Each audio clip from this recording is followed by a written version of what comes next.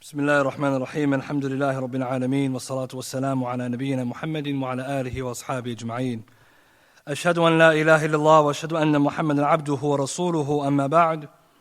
Continuing in our lessons on the fiqh of food and drink.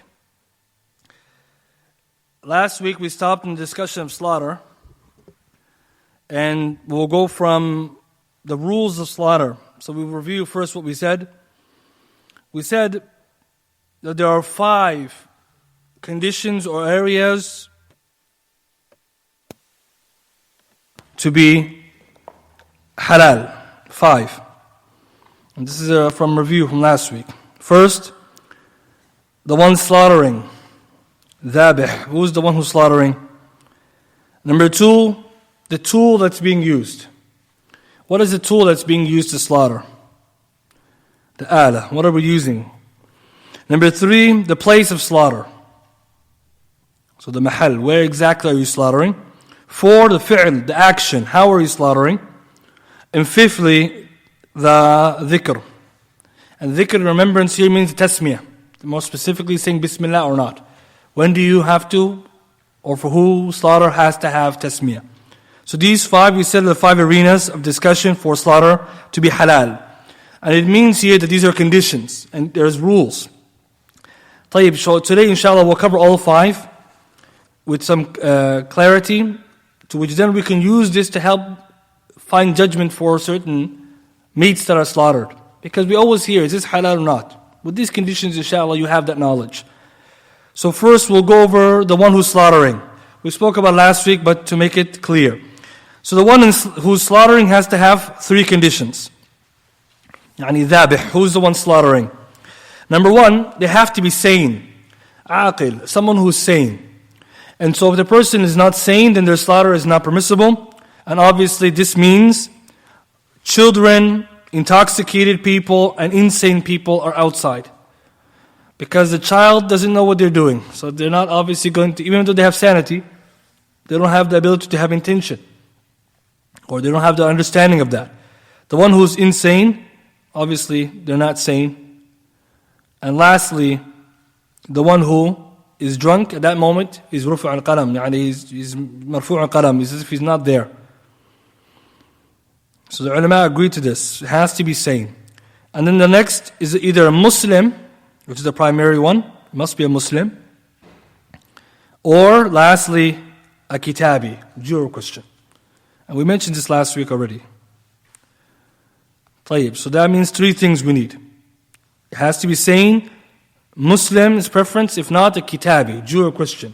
And we said last week we take from this the slaughter of the Zoroastrians.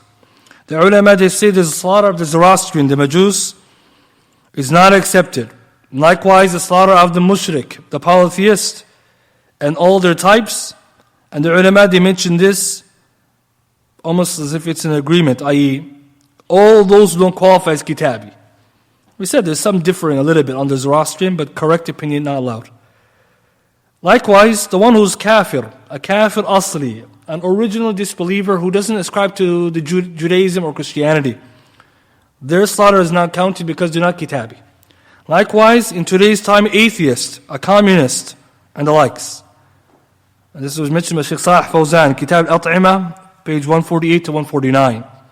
Shaykh, he mentions what's intended by a mulhid, a dahri, atheist, secular, all these kind of groups. Now somebody may ask the question, but what's the difference between a kafir who's not a kitabi and one who's a kitabi? They both commit kufr. Ibn Qayyim rahimahullah has beautiful discussion about that. We don't have much time to read it, but if you go to the Kitab Al-At'amah of Shaykh Fawzan, he mentions it beautifully. Ibn Qayyim explained why Ahlul Kitab slaughter is allowed, even though they commit shirk. Right? And the other ones who are not. It's a very nice explanation. So from this, we have 3 things then. The one who's slaughtering must be sane, a Muslim, or a kitabi. With this being said, people always ask the question, what does it mean kitabi? If the person slaughtering is a Jew or Christian, how much do they have to be practicing? What if they're just a typical Christian? They don't go to church. They don't practice anything. واضح? Most people ask this question. We say today these are not Jews or Christians. Okay. Some people make this claim. But the Ahlul Ilm, the ulama, The strongest view according to them, anyone who ascribes to a religion, فَهُوَ مِنْهُمْ, he's from them.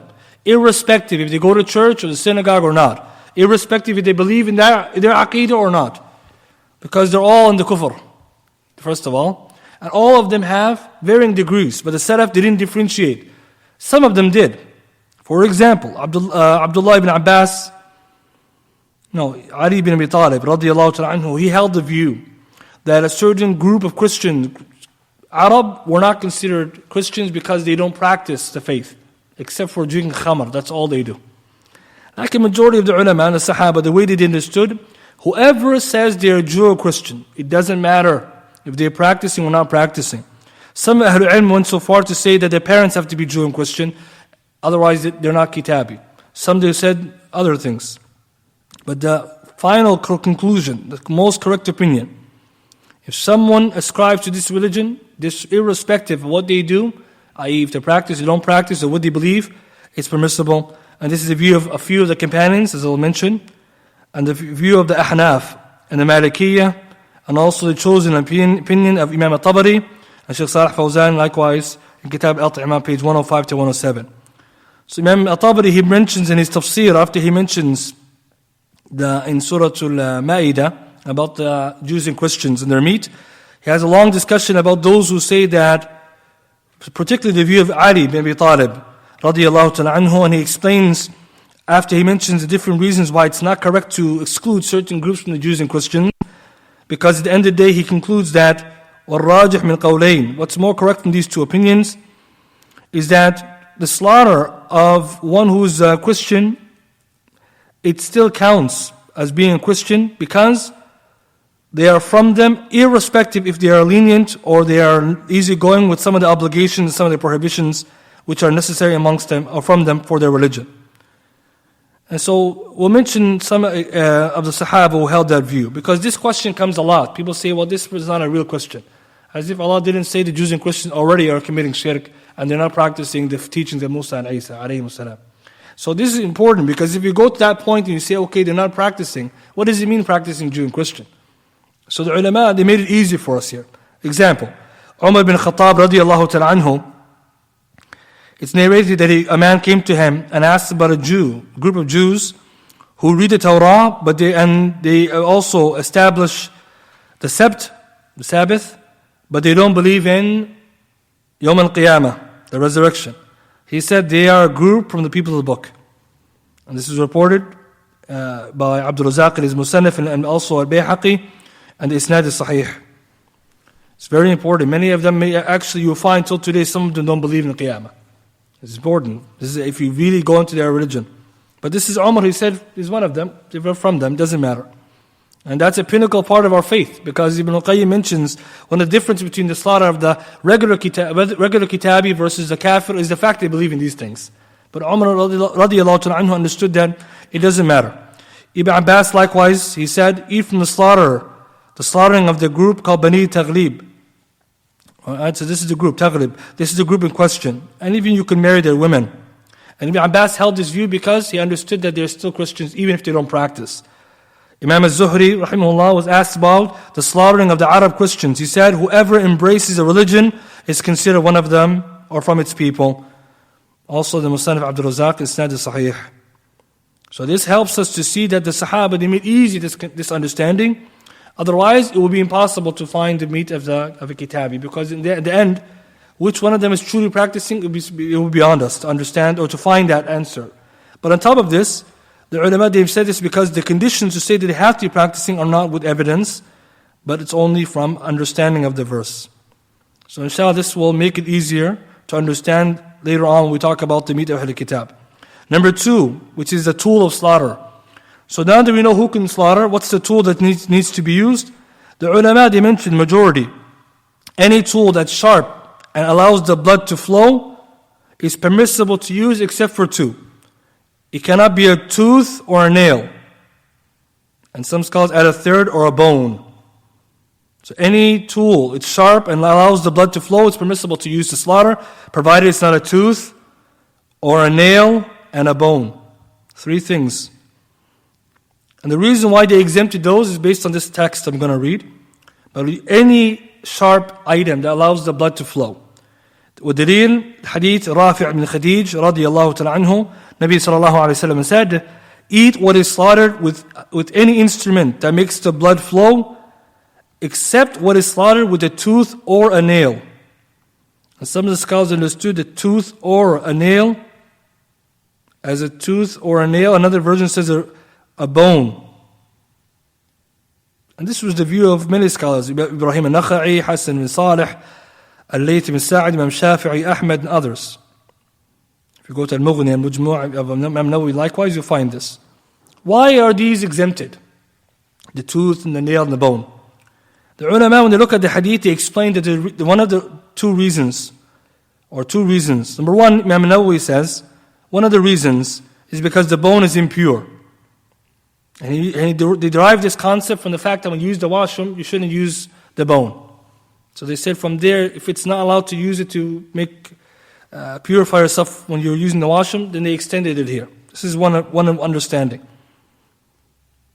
So if it's impure and you cut an animal with it, you're going to make it impure, i.e. the blood's going to become splitting from impurity.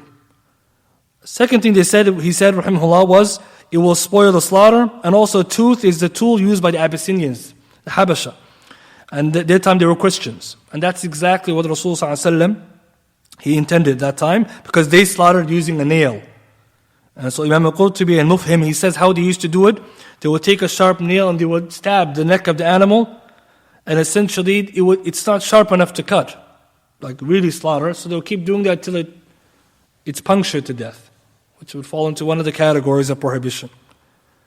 Some of the ulama, they mention a more simple explanation. Like Al-Hakim al-Tirmidhi, he's one of his books on prohibitions, he says, it's because it's not sharp. These two are not sharp items. And in Islam, you have to use a sharp item because the blood has to flow, and also shows us that it's not appropriate because it's not befitting to slaughter with dull tools. This is a fact that we take that in Islam. The animal welfare is very important. And we're going to get to that in a minute, because some people assume that Islamic slaughter is not considered ethical or humane. And we say that Islam prohibited things which are dangerous to the animal, or they're not suitable for slaughter to begin with. And because Nabi sallallahu alaihi wasallam says clearly, "Ma anhar ad-dam," whatever lets the blood flow, and therefore it should be something which is sharp. There's an hadith in Abu Dawood, it's an authentic hadith. A woman came to Rasul sallallahu alaihi wasallam. She said that she slaughtered an animal with a sharp piece of wood. And Nabi sallallahu alaihi wasallam said it's permissible to eat. So it doesn't have to be a knife. It doesn't have to be a knife. For example, Imam Nawawi in Sharh Sahih Muslim, when he explains the hadith, he says, in this hadith is clarity in the permissibility of slaughtering with any sharp object that cuts except for the bone or tooth and all other bones. And he gives examples such as a sword, a knife, spears, rock, wood, glass, sugar cane, ceramic, brass, and anything else. And the reason why I'm mentioning all of this is because people now ask the question, machine slaughter. Is machine slaughter halal or not? Well, the hadith answers that question for us. Ma anhar ad-dam, whatever allows the blood to flow. Nabi sallallahu alaihi wasallam said, whatever allows the blood to flow, وَذُكِرَ اسْمُ اللَّهِ, and Allah's name is mentioned, or وَذَكَرَ اسْمُ اللَّهِ, and you mention Allah's name, فَكُلْ, then eat it. And so here the hadith tells us whatever allows the blood to flow, and that's general, because the ma here is for generality. It doesn't say specifically. Because many people assume that when it comes to slaughtering, it has to be hand slaughter. What does the hand slaughter versus machine slaughter mean? This is the point they're differing over. What they're differing over is the tool you're using and the hand, because when you're slaughtering with other things, they say that the first problem is when you're slaughtering with the machine, the tasmiyah is not going to be made because the hadith says and Allah's name is mentioned. And the second thing is you have to cut with your hand to ensure that the blood is being flown using a knife. So they said you use a knife and use the hand and you say the name of Allah. But in reality, if the name of Allah is pronounced and something else is used to slaughter it, then you cannot say it's haram. And that's why our scholars did not say machine slaughter is haram. Did not say that. And I believe if you look carefully at the different madhahib who hold the view it's permissible, the only madhab is missing here is the ahnaf. So you can understand that certain madhabs have more strict conditions of slaughter versus others. That's why sometimes they will say it's halal one group versus another. And it's important to understand the difference, because some brothers and sisters, they don't understand and they just think it's haram, and everyone holds that view. There's different views. So if you study, you'll see, but at least you understand, okay, they have a different view from a different group of scholars. One hadith comes, one version of this hadith above, which Shaykh Al-Albani authenticates in Sahih Al-Jami', hadith number 2519, ما أنهر الدم بما شئت واذكر اسم الله عليه. Let the blood flow with whatever you wish, and mention Allah's name over it. From here, the permanent committee was asked, there's a company that intends to buy an automatic slaughtering machine instead of doing the job manually, because there are too many animals to slaughter. And this is exactly why machine slaughter is so popular. We all want to eat the chicken, but then we all want it hand slaughtered. So the mushkil now is, how can we have both? So the permanent committee said it's permissible for you to buy the automated machine to slaughter edible animals. Another fatwa, likewise, they mention the same thing. They say, secondly, using machines for slaughtering animals whose flesh is permissible to eat according to Sharia does not differ from slaughtering with them using a knife. Hence, whosoever presses the button by whatever means and mentions the name of Allah alone, it is halal to eat their slaughtered animals, be they Muslims, Jews, or Christians. And this is because any animal whose blood is caused to flow and Allah's name is mentioned, over it is halal to eat except what is slaughtered using a tooth or nails. May Allah grant us success until the end of the fatwa. So this is important to understand. So when we hear the controversies now, certain brand is haram or certain meat is haram, now we know where the difference is. It goes back to this discussion. Because some people become hysterical and they change their view all the time. Halal, this is haram, and they don't know. All they hear is someone told it's haram. The newspaper said it's halal now. Someone else said it's haram. So as a Muslim should study this. Because as Muslims we should know our deen. So inshallah it becomes clear then that it's permissible to use machine slaughter, and there's no prohibition provided that the name of Allah is mentioned and the blood is flowing, as the hadith they teach us. The third then condition is the place of slaughter. And this is something which many of us need to understand. The ulama agree that when it comes to slaughter, it has to be at the throat of the animal. And for the camel, we said it could be lower because it has a special part of the body where the blood can flow from it. Allah made it easier for us for the camel. And this is by ijma' ulama. It has to be slaughtered at the throat region or what is between the neck and the shoulder. Ibn Qudam mentioned al-ijma'. So what are those places? 4 places. The ulama said 4 places have to be, or in consideration of being cut. Number 1, the throat. Number 2, the esophagus. And number 3 and 4, the 2 jugular veins. And some ulama say 50, the blood has to come out when it's done, it's flowing. So based on these 4, the throat, and the esophagus, so literally the windpipe, and the 2 jugular veins. And obviously when you cut those places or something around that, the blood will flow. Now the ulama, they discussed this issue, and they differed. Do you have to cut all 4 places, or 2 of the places, or 3 of them? And this shows you again that pronouncing meat to be haram or halal goes back to opinions of fiqh. If you understand these masala, you can understand which position, first of all, you want to hold after you study it, but also why someone will say it's haram and understand it. You have to be more accepting and understanding. So some of the scholars said, it doesn't matter which of the 4 is cut as long as the blood is flowing. This is a view Imam al-Shawkani in Sayyid al-Jarar. He says if the blood is flowing, it doesn't matter if you cut all 3 or all 4 or 2, or as long as it's flowing. Because the hadith says, whatever makes the blood flow. Shaykh Salih Fawzan, his tarjih is all 3 areas. So the esophagus and the 2 jugular veins, or at least the throat and 2 jugular veins. And many scholars held that view, 3 areas. But Shaykh Uthaymeen, he held the view just the 2 jugular veins, because they're the parts where the blood come. So different that goes on here, we see that the scholars, they made it easier for us. That they differed, so that someone, if they hold one of those views. But really, when you slaughter the animal, if the blood is flowing, some of those are being cut. That's the key. Something has to be cut. And obviously, the scholars, the reason why they get into this is to ensure that it's slaughtered. That was the key, to ensure that it's flowing. Because there's different types of cuts. Even now, if in the industry, there's something called a vertical cut, where they don't cut it horizontally, they cut it vertically. Allahu musta'an.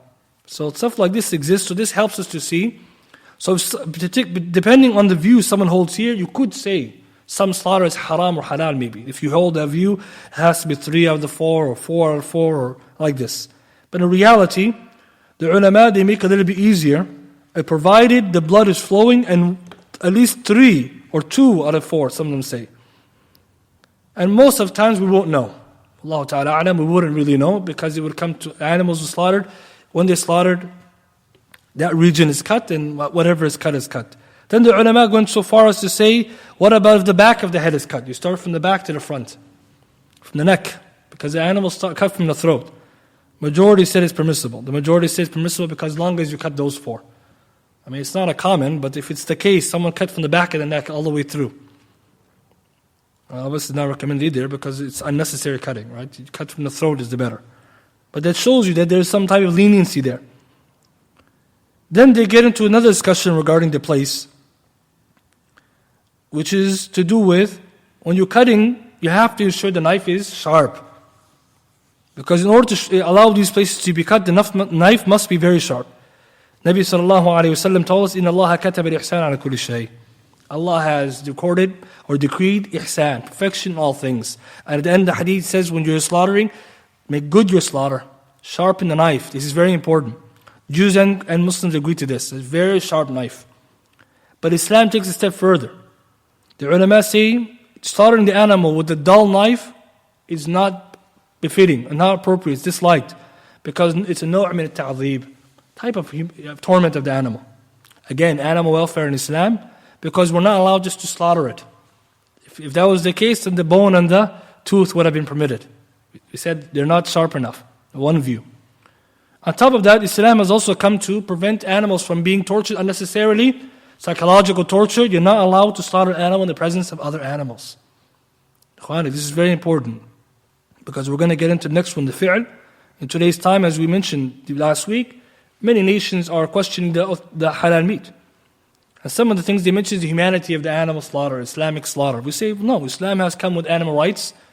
And this is one point we have to understand. Muslims today, when underneath the microscope, we have to stand firm. We have ilm in our religion. So if they were to say, well, how ethical is Islamic slaughter? How humane? We say it's very humane. The knife has to be extremely sharp. Number 2 is disliked to slaughter with a dull knife because the type of torment and unnecessary torment. Thirdly, you can't slaughter an animal in front of the animal. Nabi sallallahu alaihi wasallam, once he saw someone sharpening the knife when the animal was watching. He said, "Turid an tumitaha motan." You wanted to kill it twice, right? Motat, and twice. Or it's in front of it. You're watching you cut it, sharpening it, which means that you have to sharpen it behind its back, away from it. And this also shows you we're not allowed to punish it psychologically. What about then physically? Hadith Sahih, fi Sahih Musnad. Another hadith, it mentions Umar ibn Khattab saw a man, radiyallahu ta'ala anhu, dragging the animal, and he has the knife in front of it. He said, "What? Can you not have done it before?" He said. Right? Because now the animal clearly sees, it's already dying within. And so this is important to mention these points, because when someone raises these points, Islamic slaughter versus humane, we say, well, on which grounds are we talking here? We have clear evidences. So if something happens on the ground, in our slaughterhouses, that doesn't mean that's what Islam teaches. Differentiate between the two. Fourthly, the fi'l, the action itself. So when it comes to slaughtering the animal, it must be done, as we said, with a sharp knife, cutting the 4 areas, or depending on the view, they hold 2 of the 4 or 3 of the 4, in a swift movement. A swift movement must be done swiftly. And the knife, if it's sharp enough and done with someone who's skilled, the animal will not feel it and the blood will flow instantaneously and it will bleed out to death. This is the Islamic way of slaughter. So we're not allowed to beat it, to step on it, to traumatize it, or any of this, electrocute it, all of these things. Lakin now people raise the question, what about stunning the animal? This is the one that most people, they have questions about. And just this week, I believe France is slated to make haram, or to ban halal meat in France. Just this week, before Ramadan, they announced this, they plans to ban halal meat. So they're another country amongst the 20-odd countries in Europe who banned halal meat. So the question now is back on the table again. Why are they doing this? And the question is that they're not banning halal meat. They're banning all non-stunned animals slaughter. Religious slaughter, which is unstunned. Jews and Muslims are included in this ban. And it's not something new. They're following Austria and Belgium and others. So when people hear the headlines, what they think is they're banning halal meat, even though there's evidence that they were discussing it by name. But what they were actually focusing on is a stun. They say you have to stun the animal because it's more humane, and then you slaughter. And last week we spoke about what experts said about that. So the question now is it halal to stun the animal or not? Many Muslims, unfortunately, what's happening is we're not addressing the issue, we're running around it. The answer is yes, it's halal to stun an animal, provided the animal is not dead when you stun it. And this also includes for chickens, running it through electric water. And our scholars of Ahlul Sunnah Jama'ah permit this. And we'll mention 3 of the fatwa. 4 of the fatwa. And it's important to know this, because those who are making maybe the confusion are the ones who don't believe it's halal, and maybe they have a minority view. Like we asked them, which scholar of yours said, or our scholar said it's haram to stun? If that's the issue, Islam is not against it. The issue is, why are they not allowing without it? That's where they're trying to pressure. They're trying to pressure the Muslims. And so truth be told, if Islamically, if it's done the right way, even if you stun the animal and then you slaughter it properly, it's halal. But is it a must for us to stun? Scholars are against it or say it's disliked just by itself, because as we said, it's just like the down life. It's disliked to be harming animal before slaughter. So we have to understand this mawdu'. Some Muslims say stun is haram. We asked them which Ahlul Ilm who said this, and we'll mention some examples. Number 1, Shaykh Muqbil rahimahullah. Shaykh Muqbil, when he came to America, I believe this is a question from America, if I remember correctly. If not, I will double check. But the question was asking him, there's a type of slaughtering using stun guns, electric bullets. So I think it's the captive bullets, I believe it's called. Those who are slaughtering use it on a cow, then they slaughter it. Is it allowed? The Shaykh rahimahullah said, if the cow falls so that they are capable of slaughtering, there is no harm in this, inshaAllah. Tuhfat al-Mujib, page number 60. So that's Shaykh Muqbil rahimahullah, that's one. And this, some of these fatwa are on Toronto Da'wah, I think. Number 2, the Permanent Committee, Lajnah Da'ima, volume 22 of their Majmu' Fatawa, or Fatawa Lajnah Da'ima, page 366. So they asked a question about a Muslim country using electric tools or devices to hit the animal so that they can have authority over it. They can overpower it and then put it on the ground and slaughter. In other words, what we do today with the stunning. They said if it's possible for the butcher to slaughter the animal immediately after doing this, using this electric device to knock it to the ground, then slaughter it, while it's still alive, then it's permissible, and akluha, jaiz akluha, it's halal to eat it. Jaiz akluha, it's halal to eat it. And if it's the case that when they're slaughtering it's dead, then it's not permissible in that situation. So the question then is that it's allowed to do it provided the animal is alive, and the way that this system works is that stunning has a percentage, where high percentage is alive and some small amounts where it's not. So obviously that's why the Muslims are concerned, because some could be dead. It's a potential. And that's why in some slaughterhouses they lower the voltage, or they don't use the stun the bullets or the gun for the bigger animals, but for the chicken they lower the voltage. The point is, there's room around this. But the ulama are saying this because the conditions can still be met until the end of their fatwa. So that's the Permanent Committee. Sheikh Abdul Hassan Al-Badr, Hafidhullah, he was asked in his explanation of Sunan Ibn Majah, tape number 292. The questioner says, we are from Britain. So it's important because some people say they're talking about Dar al-Islam. No, I'll bring another one from America, inshallah, because this is important from our countries. They said, we're from Britain, and we have with us slaughtered chickens that is electrocuted by way of water. So what happens is they have like a tub where it has a voltage, and they run the chicken through it, it becomes stunned, then defeather it, then they slaughter it. And they said then the chicken becomes stunned and then it's slaughtered. Is this allowed to eat? And the Shaykh says, Hafidullah, if it does not die by the stunning, if it does not die by the stunning, if it is dead, becomes dead meat, and if it's simply stunning the animal while it's still alive, then there's no harm in that as long as it does not die and it is only stunned. If the stunning causes death, then it is not allowed because that is dead meat until the end of the fatwa. And the reason why they use the stunning, they said too, according to their logic, is that it will allow the heart to beat, but the mind is unconscious. So then it doesn't feel the next part. So that's chicken as well. Another one, Shaykh Ibn Uthaymeen. And this is taken from his kitab Liqa'at wal-Fatawa al-Aqalliyat al-Muslimat. This is a very recent book about questions about Muslim minorities. A very, very good book. They ask some questions about things like we're living with today. So one of the questions that comes here, this book, page number 286. They said that the way of slaughter of cows indahum, with the people, or in most of the slaughterhouses, is that they hit it with a gun, a stun gun, until the animal becomes stabilized or they have the ability to have power over it. And it is not dead by this hitting. Then they slaughter it directly after. And the animal doesn't die before slaughter. Is it halal to eat such a animal? The Shaykh says, if it is still alive while it's slaughtered, فهو حلال. لقول الله تعالى والمنخنقة والموقوذة والمتردية والنطيحة وما أكل السبع إنما ذكيت. Because in Surah Al-Ma'idah, verse 3, Allah prohibited these types of slaughter. Hitting animal, a sudden blow, strangling it, etc., etc. Then the Shaykh says further, وَأَمَّا إِذَا مَاتَ قَبْلِ. If it died before the slaughter, then it's haram. And the way that it works now, when this animal is slaughtered or stunned, it has 8 to 10 minutes before the slaughter is done. And anyone's a professional slaughter, that's more than enough time. Right? Obviously, if someone's not professional, they will not be doing this in the first place. 8 to 10 minutes after. The animal's typically alive. Then the Shaykh says, and there's a dabit. Now this is very important. He gives now a condition or rule. How do you know the animal's halal after, or was dead before or not? Look, the Shaykh is giving us this rule. He says, if the blood spills or flows out the animal, and it's blood that's red and hot, and it's warm, then that means the animal was, even if it doesn't move, its body, after the slaughter, then that means the animal was alive before slaughter. But if the blood is dark or black, then that means the animal died before you slaughtered it.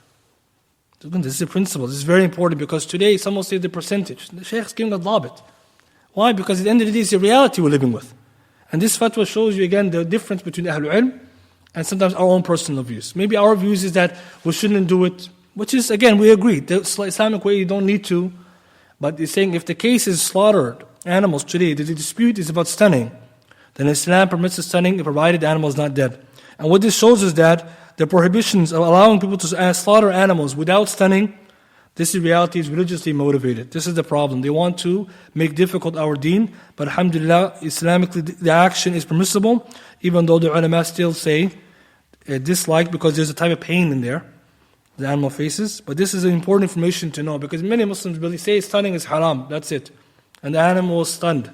And they don't know what do they mean by this. Another point now is the fifth point, the last point, which is the animal, the tasmiyah, the saying Bismillah. So that's number 5 of our 5, and inshallah we'll finish with this one. The ulama, they mentioned that when it comes to the Muslim slaughtering, they must say the name of Allah.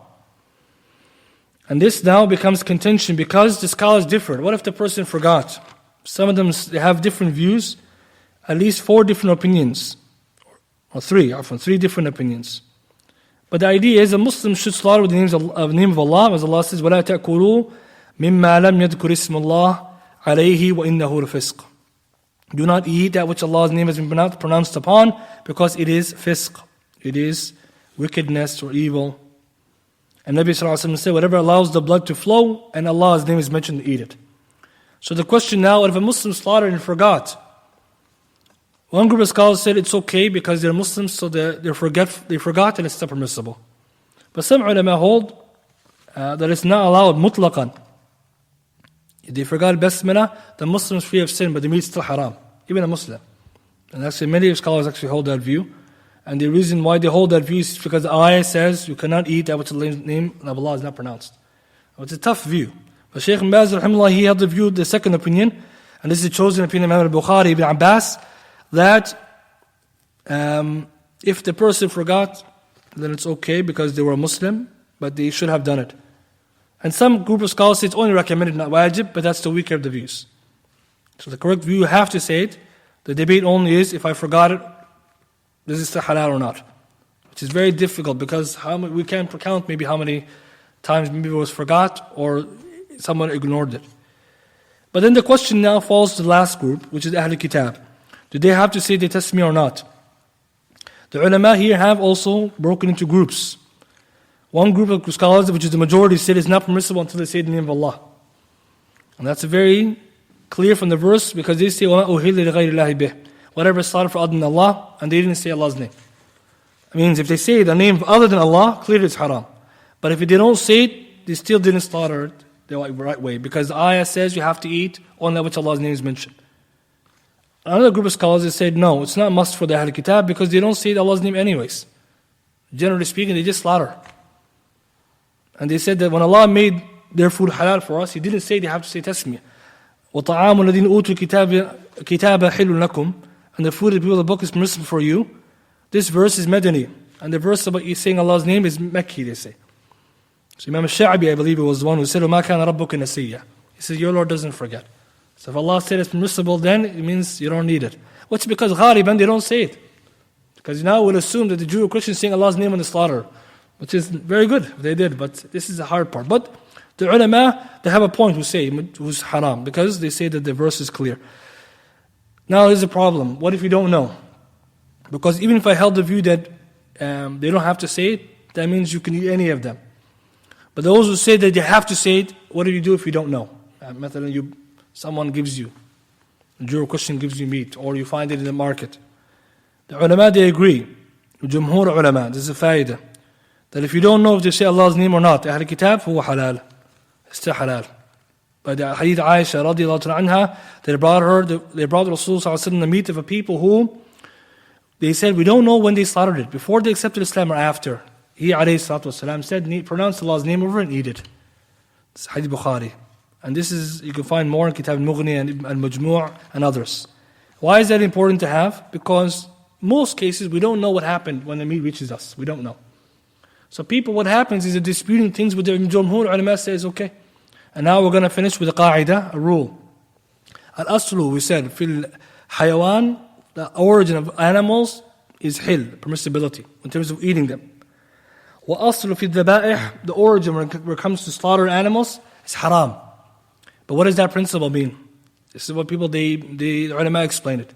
Al-asl, for the hayawan, the asl is halal, we said. You find an animal, you don't know what it is. If it doesn't fit into the categories of haram, even if we don't know, it's still halal, until otherwise proven. But the origin of meat is haram, which means if someone brought you meat today, or you just found meat, let's say on the path, the asl is haram because we don't know if it's dead meat or if it's slaughtered meat. That's why they say it. But what if the person who gave it to you is it's allowed to eat their meat, but then I don't know who gave it to me, if they did the right thing or not. See, there's a different issue. Ibn Abdul explains it two ways. He says you have to differentiate. If you found meat in the floor somewhere, it's haram. We don't know. But let's say somebody who's a Jew or Christian, a Muslim, says, here's some meat. Is it halal to eat the slaughter of a Muslim? Yes. Is it halal to eat the slaughter of a Kitabi? Yes. But I don't know what they did. Did they do tasmiyah? Did they stun it to death, to execute? He says, still halal, Shaykh Ibn says. Why? Hadith Aisha here. Nabi sallallahu alayhi wa sallam, when the Hadith Bukhari, a Muslim, when the Jewish woman gave him the poisoned piece of meat, he ate it. He didn't ask how they slaughtered it. He didn't ask where they got it. It was important. Nabi sallallahu alayhi wa sallam, he said, I fear Allah more than any one of you. He didn't do all of those things. Because he understood that Ahl Kitab aslan is permissible. It's very different than if you just found meat and you don't know who slaughtered it, where it came from. So it's very clear at this point. You have to be clear because, and we'll talk about this more next week, more about the Ahl Kitab issue, just so we can go through with these five and to come to see the ulama, their two views. The scholars, when it comes to the Ahl Kitab of today's time, are of two opinions. One group says permissible, one group says permissible, and it's based on these five conditions we just studied today. So if you understood the five, then we can understand then the scholars who held this view versus that view, and also some modern contentions that are arisen.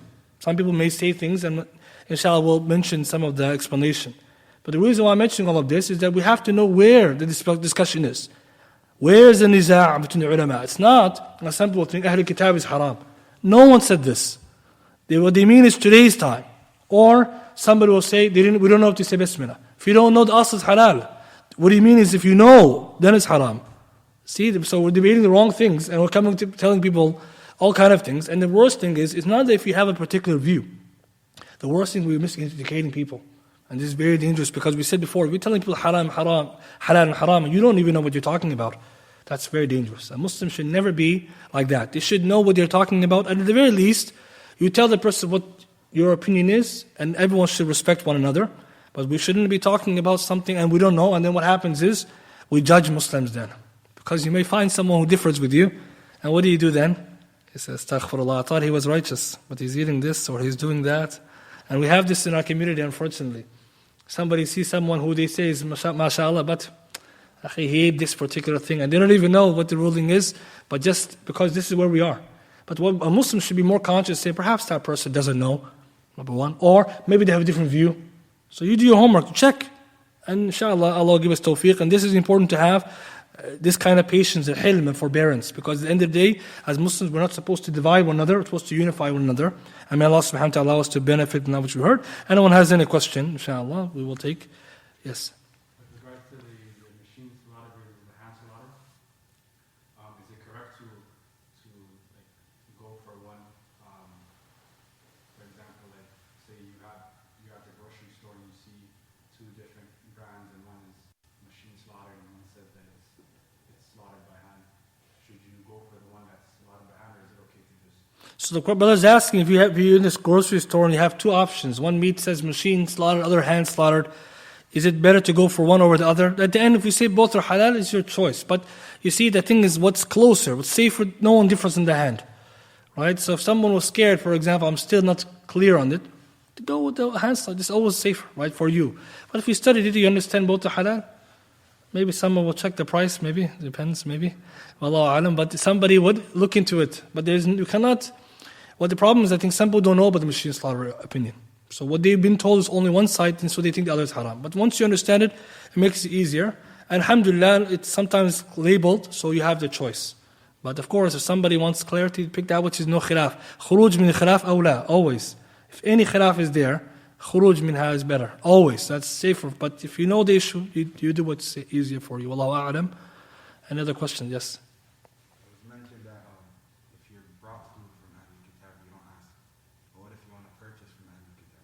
So this is a good question. If we're giving it to them, we don't have to ask. Shaykh Ibn Taymiyyah held the view from the action of Rasulullah. But now, what if they are going to them? So maybe next week, inshallah, we'll talk about that, because we're going to talk more about Ahl Kitab next week about these issues surrounding. So maybe we'll talk about that. If we're going to them, should we ask about what they do? Inshallah, maybe next week, that's one, yes. So, in regards to the foundation of slaughter, that means like if you find meat or a slaughtered animal, then the foundation, the asl would be that it's haram. If you find meat and you don't know if it's slaughtered or dead, it's haram. But if it comes from someone whose meat is halal, فهو halal. See, it's different. Some people, they misunderstood and said, the ulama are saying the qa'idah is agreed upon. This is what there is intended. So at the end, because at the end, then they say you have to look at what's more likely. So inshallah, next week we'll also look at some of the examples as to how the application was with the Sahaba and the Salaf regarding that. Yes. What about the discussion that we have recordings of the So this is a good question. What about now we have these recordings, usually from some sources which are not reliable, or maybe themselves are against animal slaughter. So we say, al-ibratu bi ghalib laysa bi nawadir. The qa'idah teaches that the majority or ruling is based on the majority case, not by the rarities. So if you brought me some 2-3 recordings of an animal being abused to death, and the website says they don't do that, how can we go with that which they say they do, and even was not reported? Generally, because the rules are, even in Canada, they have rules of slaughter. FDA is same. That's the way the slaughterhouse operates. If someone does against it, that's a rarity. So what's happening, we take the rarity as a qa'idah. That's wrong. And unfortunately, what we're doing now is the Muslims are trying to, what they're trying to do is, we'll talk about next week, trying to use some of the examples, but it's not a rule, clearly. But next week, inshallah, we'll address that a little more. Naam. Franchises, like, are they considered to be under kitab? A franchise that is purchased? So this is a good question. What about franchises, just the companies, which are typically not religious? Are they considered Ahl Kitab? So we have to go back to the people slaughtering in the actual slaughterhouses versus the franchise itself, because the franchise could just is organization, not religious. So we'll talk about next week, when do you know a particular place is Ahl Kitab or not? When does that ruling apply according to the ulama? Inshallah, because there's a rule to deal with that and how you make that assessment. So next week, inshallah, we'll finish on that topic. Subhanak Allahumma bihamdika ashhadu an la ilaha illa anta astaghfiruka wa atubu ilaik.